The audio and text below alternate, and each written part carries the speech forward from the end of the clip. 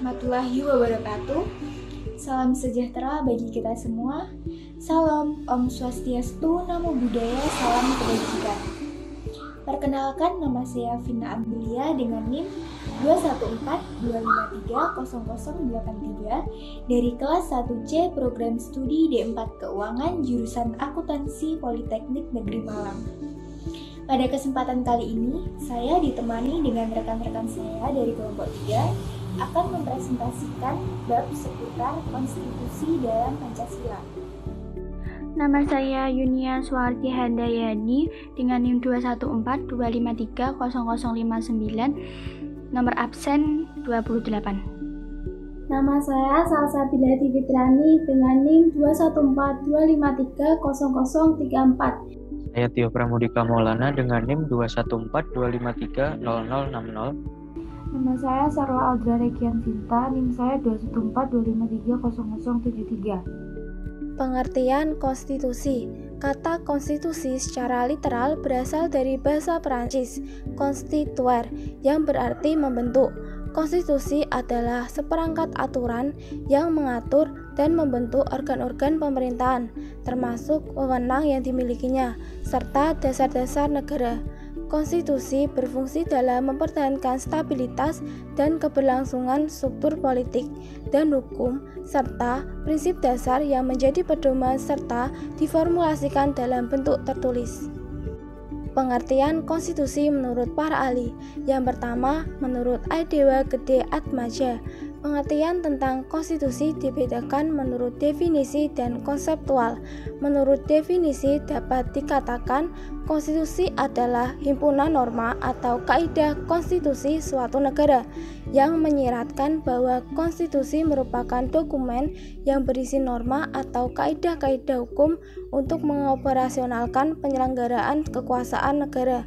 Sementara dari segi konseptual, konstitusi adalah norma atau kaidah hukum yang mengkaji teks yang tersurat dan tersirat di dalam pasal-pasal Undang-Undang Dasar.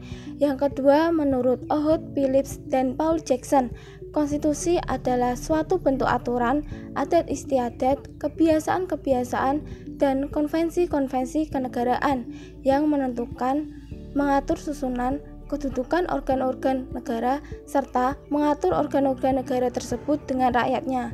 Yang ketiga, menurut L.J. van Apeldoorn, konstitusi adalah hukum dasar yang mencakup undang-undang dasar, yakni hukum dasar tertulis dan hukum dasar yang tidak tertulis atau dikenal dengan sebutan konvensi. Yang keempat, menurut Miriam Budiarjo, konstitusi adalah piagam yang menyatakan tentang cita-cita suatu bangsa dan dasar organisasi suatu bangsa.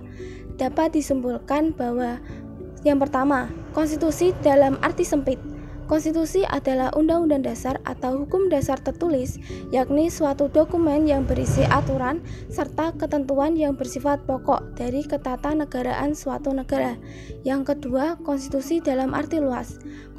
Konstitusi merupakan suatu keseluruhan aturan dan ketentuan dasar atau hukum dasar yang meliputi hukum dasar tertulis dan hukum dasar tidak tertulis yang mengatur mengenai suatu pemerintahan yang diselenggarakan di dalam suatu negara.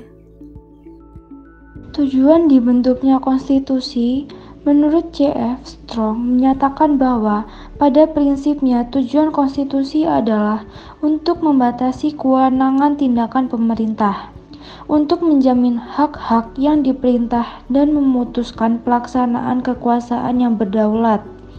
Yang pertama, memberikan pembatasan sekaligus pengawasan terhadap kekuasaan politik. Hal ini berfungsi untuk membatasi penguasa sehingga tidak melakukan tindakan-tindakan yang merugikan masyarakat. Yang kedua, melepaskan kontrol kekuasaan dari penguasaan sendiri. Selain itu juga memberikan perlindungan terhadap hak asasi manusia, sehingga setiap penguasa dan masyarakat wajib menghormati HAM, berhak mendapatkan perlindungan dan melakukan setiap haknya. Yang ketiga, memberikan batasan-batasan ketetapan bagi penguasa dalam melaksanakan kekuasaannya, Selain itu, konstitusi juga berfungsi memberikan pedoman bagi penyelenggara negara agar negara dapat berdiri kuat dan kokoh.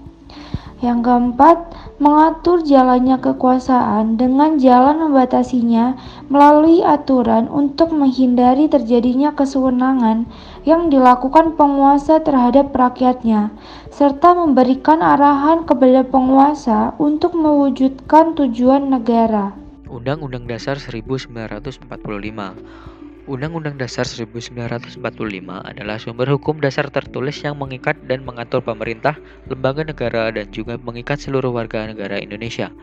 Undang-Undang Dasar merupakan keseluruhan naskah hukum yang berisi pembukaan dan pasal-pasal.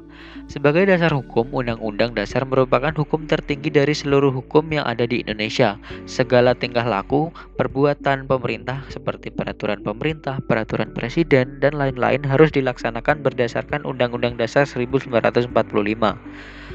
Badan Pembentuk Undang-Undang Dasar 1945.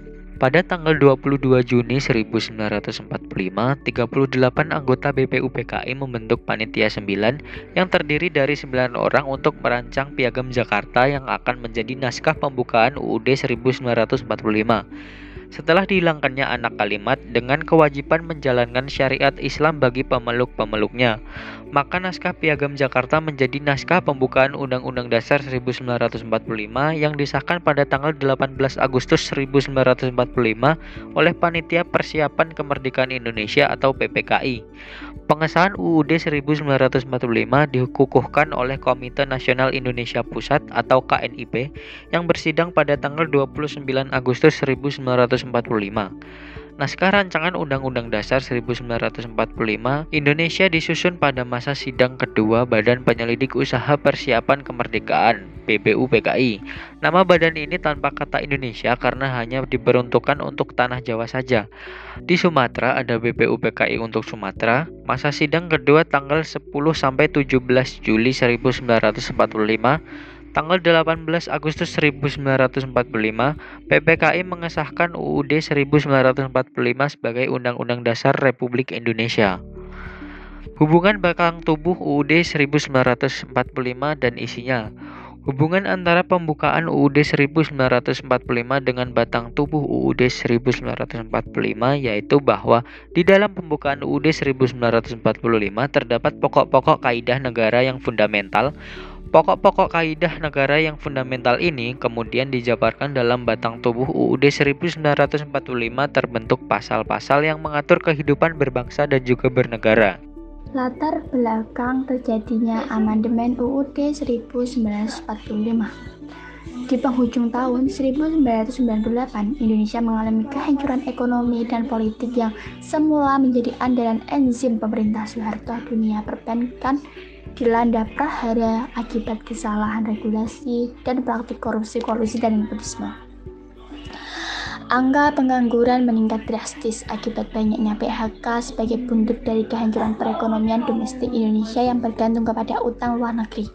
Namun, dari krisis moneter pada tahun 1998, ini juga memunculkan suatu proses reformasi sebagai awal proses demokrasi di Indonesia, yaitu diadakan amandemen UUD.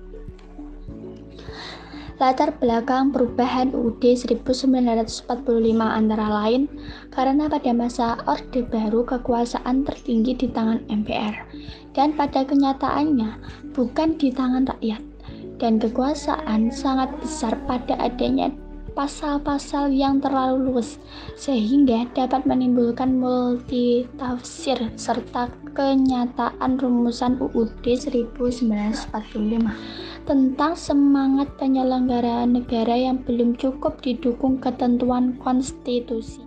Tujuan perubahan UUD 1945 waktu itu adalah penyempurnaan aturan dasar seperti tatanan negara, kedaulatan rakyat, HAM, pembagian kekuasaan, eksistensi negara demokrasi dan negara hukum, serta hal-hal lain yang sesuai dengan perkembangan aspirasi dan kebutuhan bangsa. Secara singkatnya, perubahan UUD 1945 adalah untuk melakukan perbaikan terhadap sistem pemerintahan presidensial yang lama. Beberapa contoh pasal dalam UUD 1945 yang diamandemen antara lain Pasal 5. Ayat 1, Presiden memegang kekuasaan membentuk undang-undang dengan persetujuan Dewan Perwakilan Rakyat. Diubah menjadi Ayat 1, Presiden berhak mengajukan rancangan undang-undang kepada Dewan Perwakilan Rakyat. Pasal 7. Presiden dan Wakil Presiden memegang jabatannya selama masa 5 tahun dan sesudahnya dapat dipilih kembali. Diubah menjadi Presiden dan Wakil Presiden memegang jabatan selama 5 tahun dan sesudahnya dapat dipilih kembali dalam jabatan yang sama hanya untuk 1 kali masa jabatan. Pasal 13. Ayat 1, Presiden mengangkat duta dan konsul. Ayat 2, Presiden menerima duta negara lain. Diubah menjadi Ayat 1, Presiden mengangkat duta dan konsul. Ayat 2, dalam hal mengangkat duta, Presiden memperhatikan pertimbangan Dewan Perwakilan Rakyat. Ayat 3, Presiden menerima penempatan duta negara lain dengan memperhatikan pertimbangan Dewan Perwakilan Rakyat. Pasal 14. Presiden memberi grasi, amnesti, abolisi, dan rehabilitasi. Diubah menjadi Ayat 1, Presiden memberi grasi dan rehabilitasi dengan memperhatikan pertimbangan Mahkamah Agung. Ayat 2, Presiden memberi amnesti dan abolisi dengan memperhatikan pertimbangan Dewan Perwakilan Rakyat. Pasal 15. Presiden memberi gelaran, tanda jasa, dan lain-lain tanda kehormatan. Diubah menjadi Presiden memberi gelar tanda jasa dan lain-lain tanda kehormatan yang diatur dengan undang-undang. Sekian presentasi dari kelompok kami, ada kurang lebihnya mohon maaf. Wassalamualaikum warahmatullahi wabarakatuh.